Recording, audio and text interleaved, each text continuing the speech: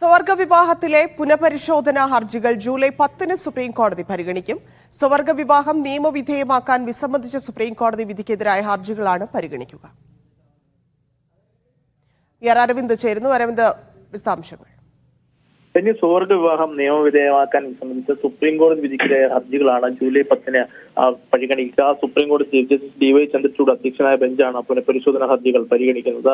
ജസ്റ്റിസുമാരായ Sanjeev Khanna, BV Nagarathna, ഹിമാർ Kohli, PS Narasimha എന്നിവരാണ് ബെഞ്ചിലെ മറ്റ് അംഗങ്ങൾ. കഴിഞ്ഞ വർഷം ഒക്ടോബറിലാണ് സുപ്രീം കോടതി ഭരണഘടനാ ബെഞ്ച് സ്വവർഗ വിവാഹങ്ങൾ നിയമപരമാക്കണമെന്ന ഹർജികൾ തള്ളിയത്. പ്രധാനമായും അന്ന് നിരവധി നിരീക്ഷണങ്ങൾ സുപ്രീം കോടതിയുടെ ഭാഗത്തുനിന്നുണ്ടായിരുന്നു. വിവാഹത്തെ മൗലിക അവകാശമായി അംഗീകരിക്കാൻ അന്ന് സുപ്രീം കോടതി വിസമ്മതിച്ചിരുന്നു. തുടർന്ന് പാർലമെന്റിലടക്കം വിടണമെന്നൊരു ആവശ്യം ഉന്നയിച്ചിരുന്നെങ്കിലും അതിലൊന്നും തീരുമാനമെടുക്കാൻ സുപ്രീം കോടതിക്ക് ആവില്ല എന്നായിരുന്നു അന്നത്തെ നിരീക്ഷണം.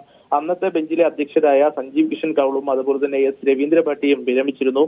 ഈ ഒഴിവിലേക്ക് ജസ്റ്റിസുമാരായ സഞ്ജീവ് ഖന്നയും BV നാഗരത്നയും എത്തുകയാണ്. എന്തായാലും ജൂലൈ 10 ഹർജികൾ വീണ്ടും സുപ്രീം കോടതി പരിഗണിക്കും. ശരി അരവിന്ദ്.